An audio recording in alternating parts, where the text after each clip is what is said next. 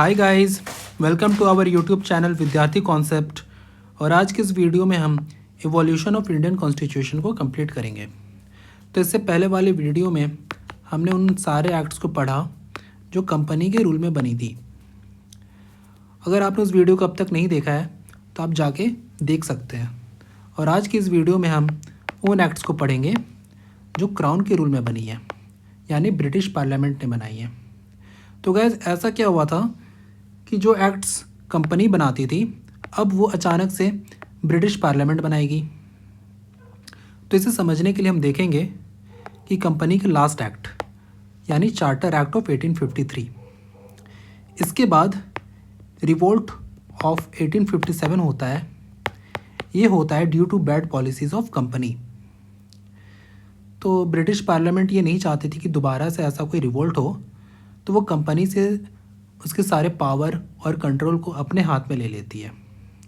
और इसके बाद जितने भी एक्ट्स बनेंगे वो ब्रिटिश पार्लियामेंट के अंडर बनेंगे। तो आइए शुरू करते हैं और देखते हैं उन सारे एक्ट्स को। तो सबसे पहला एक्ट है गवर्नमेंट ऑफ इंडिया एक्ट 1858। इसे एक्ट ऑफ गुड गवर्नेंस भी कहा जाता है। ब्रिटिश पार्लियामेंट रिफॉर्म्स लेके आना चाहती थी, इसीलिए इस एक्ट को एक्ट ऑफ गुड गवर्नेंस कहा जाता है। क्योंकि ईस्ट इंडिया कंपनी अच्छे से एडमिनिस्ट्रेशन नहीं कर पा रही थी, उसके पॉलिसीज़ अच्छे नहीं थे, जिस कारण से रिवोल्ट भी हुआ था। तो ब्रिटिश पार्लियामेंट कंपनी के सारे पावर्स और कंट्रोल अपने हाथ में ले लेती है और इंडिया को ब्रिटिश का एक कॉलोनी बना दिया जाता है। साथ ही हम देखेंगे जो पहले गवर्नर जनरल ऑफ इंडिया हुआ करता था अब वो वाइसरॉय ऑफ इंडिया कहलाएगा। क्वेश्चन आता है who is the first viceroy of India, तो आंसर होगा लॉर्ड कैनिंग। फिर हम देखेंगे डॉक्ट्रिन ऑफ लैप्स को ख़त्म कर दिया जाता है। इसे इंट्रोड्यूस किया था लॉर्ड डलहौसी ने। ठीक है, इसमें ये बोला गया था कि उन स्टेट्स को जिनके पास नेचुरल सन नहीं है, नेचुरल बेटा नहीं है, और ये स्टेट्स अडॉप्ट करते थे, है ना, बच्चे अडॉप्ट करते थे, तो इन स्टेट्स को अनेक्स कर लिया जाता था बाय द कंपनी। ठीक है, तो ये भी वन ऑफ द रीज़न था फॉर द रिवोल्ट ऑफ 1857। तो इस तरह के पॉलिसीज़ को ख़त्म कर दिया गया। ठीक है, जिससे कि इंडियंस परेशान ना हो। फिर हम देखेंगे पिट्स इंडिया एक्ट में जो डबल गवर्नमेंट इंट्रोड्यूस किया गया था उसे भी एबॉलिश कर दिया गया।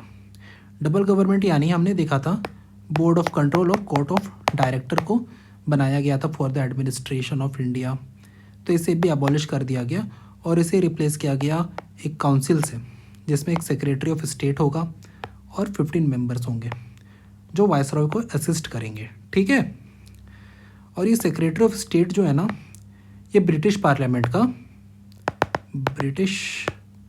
पार्लियामेंट का कैबिनेट मिनिस्टर हुआ करता था। ठीक है, और ये ब्रिटेन में बैठता था और वहाँ से बैठ के इंडिया में पॉलिसीज़ बनाता था। तो इसी के साथ हमने government of India act 1858 complete किया। अब हम आगे इंडियन काउंसिल एक्ट 1861 को पढ़ेंगे। ये 3 साल के बाद इस एक्ट को इंट्रोड्यूस किया गया। इस टाइम पे भी वाइसरॉय लॉर्ड कैनिंग ही है और इनके पास है एब्सोल्यूट वीटो। इसका मतलब वो अपने एग्जीक्यूटिव काउंसिल के डिसीजंस को ओवरराइड कर सकते हैं। ठीक है, साथ ही साथ उनके पास ऑर्डिनेंस मेकिंग पावर भी है, यानी वो लॉ बना सकते हैं in the time of emergency खुद से, बिना लेजिस्लेटिव काउंसिल के। ठीक है, और फिर हम देखेंगे लॉर्ड कैनिंग ने इंट्रोड्यूस किया है पोर्टफोलियो सिस्टम। पोर्टफोलियो सिस्टम यानी मेंबर्स को इंचार्ज बनाया जा रहा है डिपार्टमेंट्स का, अलग अलग डिपार्टमेंट्स का इंचार्ज बनाया जा रहा है। तो यहीं से फाउंडेशन होता है कैबिनेट सिस्टम का। साथ ही साथ इंडियंस को हम वाइसरॉय के एग्जीक्यूटिव काउंसिल में भी एंट्री लेते हुए देखेंगे। इम्पॉर्टेंट यहाँ पे याद करने वाली बात यह है कि ये इंडियंस अभी नॉन ऑफिशियल मेंबर्स हैं। नॉन ऑफिशियल मेंबर्स यानी वो अभी गवर्नमेंट सर्विस में नहीं है, ठीक है, उनके पास कुछ खासा पावर नहीं है, अभी वो नॉन ऑफिशियल मेंबर है। फिर हम देखेंगे इंडियंस को लॉ मेकिंग प्रोसेस में भी इन्वॉल्व किया जा रहा है, यानी लेजिस्लेटिव काउंसिल में भी नॉमिनेट किया जा रहा है। हम देखेंगे लॉर्ड कैनिंग तीन इंडियंस को नॉमिनेट करते हैं लेजिस्लेटिव काउंसिल में, राजा ऑफ बनारस, महाराजा ऑफ पटियाला और सर दिनकर राव, ठीक है। फिर हम देखेंगे कुछ नए लेजिस्लेटिव काउंसिल इस्टेब्लिश किया गया, बनाया गया बंगाल में, पंजाब में और नॉर्थ वेस्ट फ्रंटियर प्रोविंस में। फिर हम यहाँ देखेंगे डिसेंट्रलाइजेशन ऑफ पावर हो रही है, डिसेंट्रलाइजेशन ऑफ पावर। जो पहले बॉम्बे और मद्रास प्रेसिडेंसी से लेजिस्लेटिव पावर को छीन लिया गया था, अब उसे वापस उन्हें दिया जा रहा है, ठीक है। तो इसी के साथ हमने इंडियन काउंसिल एक्ट 1861 को कंप्लीट किया। अब हम आगे इंडियन काउंसिल एक्ट 1892 पढ़ेंगे। यह हम देखेंगे कि नॉन ऑफिशियल मेंबर्स का स्ट्रेंथ को बढ़ाया जा रहा है, ठीक है, बोथ एट द सेंटर और प्रोविंस लेवल पे। लेकिन अभी भी मेजॉरिटी जो है ऑफिशियल मेंबर्स की ही रहेगी। ऑफिशियल मेंबर्स यानी जो गवर्नमेंट सर्विसेज में है, ठीक है। और जो नॉन ऑफिशियल मेंबर्स को जो नॉमिनेट किया जा रहा है ना, वो यूनिवर्सिटी से नॉमिनेट किया जा रहा है, डिस्ट्रिक्ट बोर्ड से नॉमिनेट किया जा रहा है, प्लस म्यूनिसिपैलिटी से नॉमिनेट किया जा रहा है। साथ ही हम देखेंगे वायसरॉय को एग्जीक्यूटिव काउंसिल का भी स्ट्रेंथ भी बढ़ाया जा रहा है। फिर हम देखेंगे लेजिस्लेटिव काउंसिल को कुछ पावर दी गई, जैसे कि वो क्वेश्चन पूछ सकते हैं एग्जीक्यूटिव से, लेकिन काउंटर क्वेश्चन नहीं कर सकते हैं। वो बजट पे डिस्कस कर सकते हैं, लेकिन उनके पास कोई अभी वोटिंग राइट्स नहीं है। और ये फर्स्ट टाइम हुआ जब उन्होंने इनडायरेक्ट इलेक्शंस की बात करी। इससे पहले नॉमिनेशंस होता था, इससे पहले नॉमिनेशंस के थ्रू ही सिलेक्शन होता था, लेकिन अब इनडायरेक्ट इलेक्शंस के लिए यहाँ पे बात की गई है, ठीक है। इसी के साथ हमने इंडियन काउंसिल एक्ट 1892 कंप्लीट किया। अब हम आगे पढ़ेंगे इंडियन काउंसिल एक्ट 1909। इसे मॉर्ले मिंटो रिफॉर्म्स भी कहते हैं। इस टाइम पे लॉर्ड मिंटो वाइसरॉय हैं, ठीक है। और यहाँ पे भी इस एक्ट में भी हम देख रहे हैं लेजिस्लेटिव काउंसिल का स्ट्रेंथ को बढ़ाया जा रहा है, सेंट्रल लेवल पे भी और प्रोविंस लेवल पे भी। साथ ही साथ इसी एक्ट में सेपरेट इलेक्टोरेट दिया गया है मुस्लिम्स को, यानी मुस्लिम कम्युनिटी ही मुस्लिम रिप्रेजेंटेटिव को चुनेगी थ्रू वोटिंग। और ये फिर हम देखेंगे फर्स्ट टाइम इलेक्शंस को इंट्रोड्यूस किया गया, ठीक है। और हम फिर आगे देखते हैं फर्स्ट टाइम इंडियंस को एग्जीक्यूटिव काउंसिल में भी as a official member add किया गया है। क्वेश्चन आता है who was the first Indian who was added to the executive council, तो आंसर हो जाएगा सत्येंद्र सिन्हा, ठीक है। इन्हें लॉ मिनिस्टर बनाया गया था, यानी गवर्नमेंट सर्विस, ठीक है। इसी का मतलब है ऑफिशियल मेंबर, किनको गवर्नमेंट सर्विस में इंक्लूड किया गया। तो ये फर्स्ट इंडियन थे सत्येंद्र सिन्हा, जिनको एग्जीक्यूटिव काउंसिल में as a official member include किया गया था। फिर हम देखेंगे अब जो लेजिस्लेटिव काउंसिल है ना, वो पहले बजट पे डिस्कस कर सकती थी, ठीक है, लेकिन अब वो रिजोल्यूशन भी मूव कर सकती है। साथ ही साथ वो सप्लीमेंट्री क्वेश्चन भी पूछ सकती है, यानी काउंटर क्वेश्चंस। पहले वो सिर्फ क्वेश्चन कर सकती थी, लेकिन अब सप्लीमेंट्री क्वेश्चन भी पूछ सकती है लेजिस्लेटिव काउंसिल, ठीक है। फिर क्योंकि ये लॉर्ड मिंटो ने सेपरेट इलेक्टोरेट दिया मुस्लिम्स को, इसीलिए इन्हें कहा जाता है फादर ऑफ कम्युनल अवार्ड, ठीक है। तो इसी के साथ हमने इंडियन काउंसिल एक्ट 1909 भी कंप्लीट किया। अब आगे हम देखेंगे गवर्नमेंट ऑफ इंडिया एक्ट 1919। इसे मॉन्टेग चेम्सफोर्ड रिफॉर्म भी कहा जाता है। ठीक है, यहाँ पे प्रोविंशियल लेवल पे डायरकी को इंट्रोड्यूस किया गया। डायरकी मतलब जो सब्जेक्ट्स थे ना उनको डिवाइड किया गया। रिजर्व सब्जेक्ट्स होगा और ट्रांसफ़र सब्जेक्ट होगा। रिजर्व सब्जेक्ट जैसे कि डिफेंस हो गया, रेवेन्यू हो गया, टैक्सेस से रिलेटेड हो गया, तो इन सब पे जो लॉज बनाएगा वो ब्रिटिश पार्लियामेंट बनाएगी। और कुछ ट्रांसफ़र सब्जेक्ट जैसे कि पंचायती राज है ना, लोकल सेल्फ गवर्नमेंट, इस तरह के इरिगेशन हो गया, इस तरह पे इन्हें हम ट्रांसफ़र सब्जेक्ट कहते हैं।